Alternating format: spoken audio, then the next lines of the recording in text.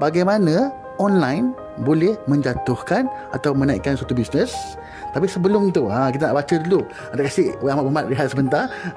Tadi dah pernah cakap tadi kan. Kita kasih rehat dulu. Nak baca komen-komen di netizen luar sana. Kerana program kita adalah bicara netizen, nak tahu bagaimana pendapat orang luar sana. Sebab program ni, platform ini sangat bagus kerana banyak orang nak didengari. Banyak usahawan sebenarnya nak didengari. Kadang tak selesai masalah pun tak apa, tapi ada orang mendengar masalah mereka. Dan ini yang kita buat pada hari ini, memberi usahawan untuk mendengarkan masalah mereka.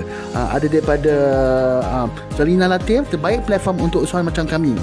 Suka platform seperti begini. Daripada Yusha, usahawan dan peniaga dan melihat live video pada hari ini. Apa lagi?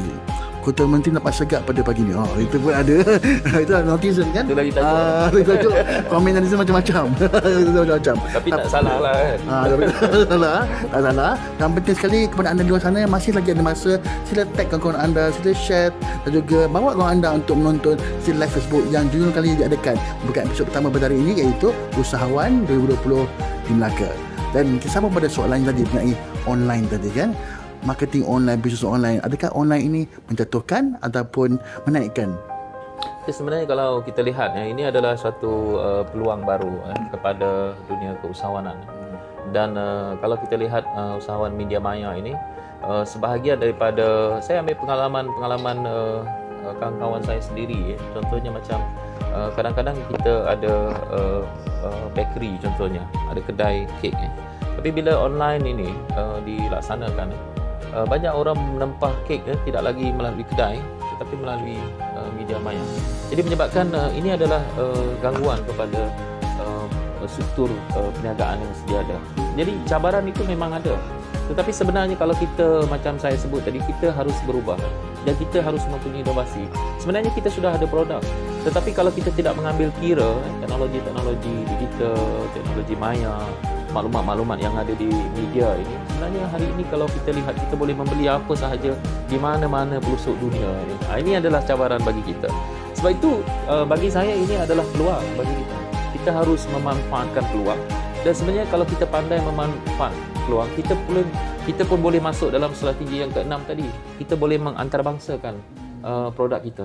Jadi lebih mudah sebenarnya mengantarabangsa. Bagaimana kita nak memasarkan produk kita ke peringkat antarabangsa? Jalannya masih jauh. Tetapi dengan model online sekarang, sebenarnya jalannya makin singkat. Jadi ini adalah peluang yang ada pada kita.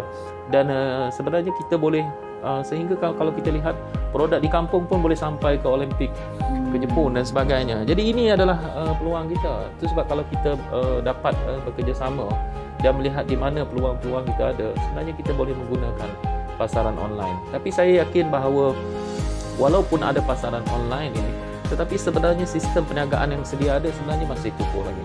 Dan sebenarnya masyarakat, walaupun dia dalam konteks online, tetapi sebahagian daripada masyarakat masih lagi boleh perlu berinteraksi. Kerana budaya masyarakat itu sendiri sebenarnya tidak boleh, online itu tidak akan boleh secara keseluruhan untuk menghilangkan budaya tersendiri masyarakat. Kerana kalau kita lihat, walaupun ada, kita boleh order makanan kita di rumah, tetapi kita mahu berinteraksi, kita mahu mempunyai budaya untuk bersama-sama. Jadi kalau kita tengok kedai-kedai masih lagi dipenuhi oleh mereka yang mahu mempunyai budaya dan keadaan yang sedemikian. Sebab itu kalau kita tengok, kita negeri pelancong, orang akan datang lagi ke negeri kita. Dan sektor-sektor macam itu sebab kalau kita tengok dalam pelancongan kita, antara yang kita strategikan adalah food tourism ini. Orang Melaka ni cukup terkenal lah dengan food tourism ini. Industri pelancongan berasaskan makanan ini adalah satu yang cukup penting.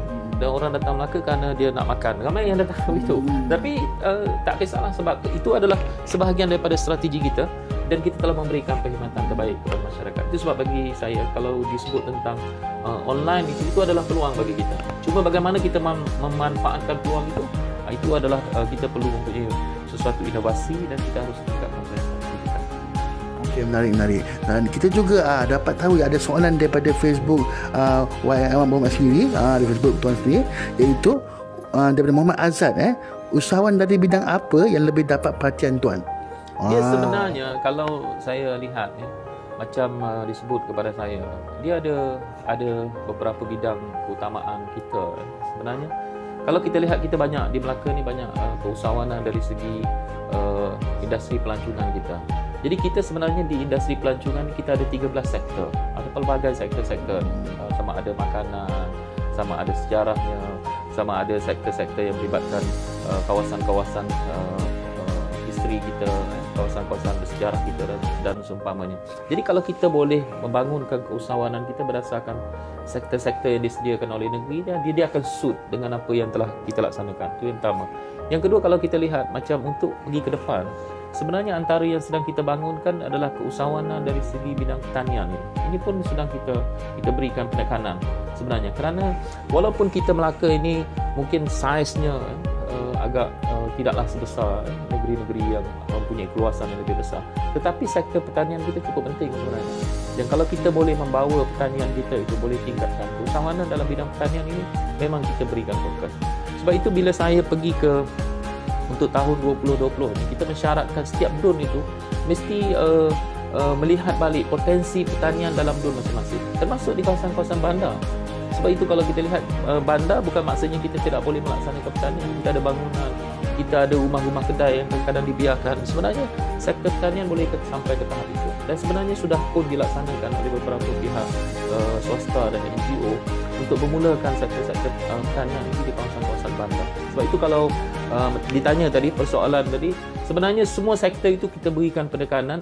Yang paling penting kepada kita kalau mereka mempunyai satu inovasi, dan apatah lagi kalau mereka mempunyai kemampuan untuk pergi lebih jauh. Jadi inovasi ini cukup penting, dan macam saya sebut tadi, antara yang kita lihat tadi, tanam teh di Melaka ini, sebenarnya mereka sudah menghasilkan produk. Itu sebenarnya satu inovasi yang cukup penting. Sebab dalam pemikiran orang, teh hanya boleh ditanam di tanah tinggi.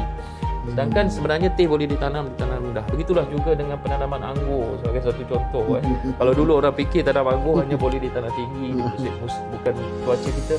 Tapi sebenarnya kita tidak boleh membatasi pemikiran kita dengan keusahawanan ini. Saya rasa kita mesti di luar daripada kotak kebiasaan kita, baru kita boleh pergi. Betul-betul. Kalau keusahawanan masih di dalam kotak pemikiran yang biasa-biasa, sudah macam mana kita nak bersaing dengan saing-saing yang ada sekarang kan. Jadi bila kita di luar kotak, di luar tempurung, insya-Allah kita boleh pergi lebih jauh. Dari segi terutama marketing online tadi, dia mempercepatkan capaian kita.